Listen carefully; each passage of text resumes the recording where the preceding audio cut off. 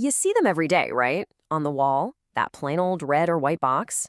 But have you ever actually stopped to think about the crazy, high-speed, life-or-death conversation that's happening inside of it? Well, today we're going to pull back the cover and dive into the secret life of fire alarms.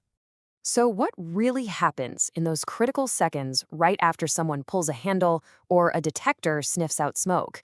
I promise you, the answer is a whole lot more fascinating than you'd think. It's this incredible, high-speed dialogue happening inside a building's walls. Let's start at the beginning. To really get it, it helps to stop thinking of a fire alarm system as just a bunch of boxes. Instead, think of it as the building's central nervous system. Yeah, really. It's got sensors, it's got a brain, and it has a way to react. At the very heart of this whole thing is the Fire Alarm Control Panel, or as it's known, the FACP. This right here, this is the brain. It's the big boss, the decision maker. It takes in all the information from the sensors and then decides, okay, what do we do now? It coordinates the entire response. The whole process really boils down to three simple, fundamental steps. First, you've got an input device, a smoke detector, a heat sensor, or that manual pull station, and it senses a problem. Think of these as the building's senses. Second, that signal zips straight to the FACP, the brain, to get processed. And third, the FACP triggers the output devices. We're talking the bells, the horns, and those super bright, flashing strobe lights that get everybody's attention. It's a simple but an incredibly effective system. Now, that simple little sequence, it works perfectly for, say, a small office. But what about a huge building, a skyscraper, or a giant school? A single alarm just isn't going to cut it. You have got to connect the dots. Let's see how this thing scales up.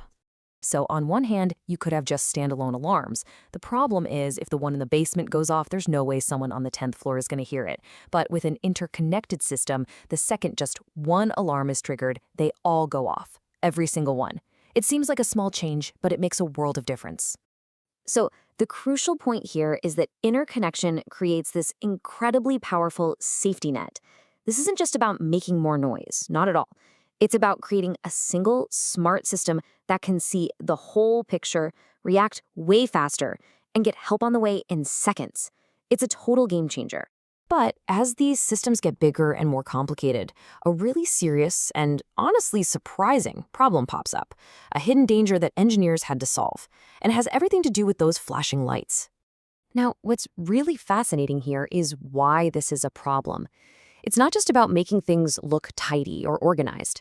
As this patent explains, having a bunch of uncoordinated flashing strobes can actually create a serious medical risk. It can trigger seizures for people with photosensitive epilepsy. Suddenly, the stakes are incredibly high. Just imagine a huge airport atrium or a college campus quad. You might have dozens of these strobes all within your line of sight, but they could be wired to several different control panels, different brains. If they aren't perfectly in sync, you get this dangerous, totally chaotic flashing. So how on earth do you get all these separate panels to act like one? Well, you need a conductor to lead the orchestra, right? Someone to make sure every single instrument plays in perfect time. The solution is actually in how the panels talk to each other. A lot of these systems use this really clever method called a token ring network.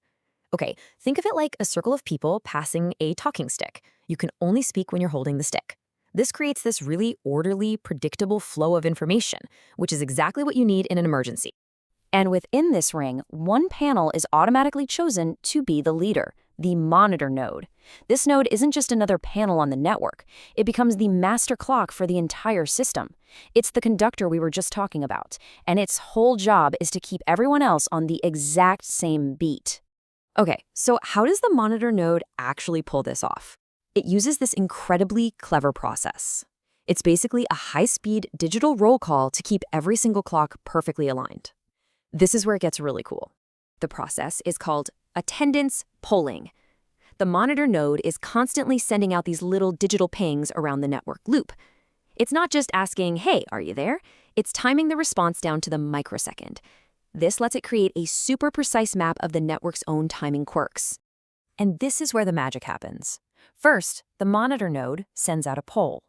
Each panel grabs it and passes it along, like a digital baton in a relay race. The monitor node measures the total trip time for that message to come all the way back.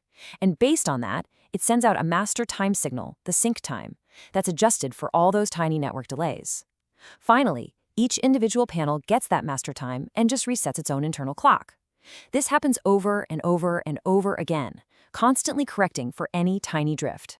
And that drift is very real. Without this constant correction, a panel's internal clock could be off by about 600 microseconds. We're talking millions of a second every 32 seconds.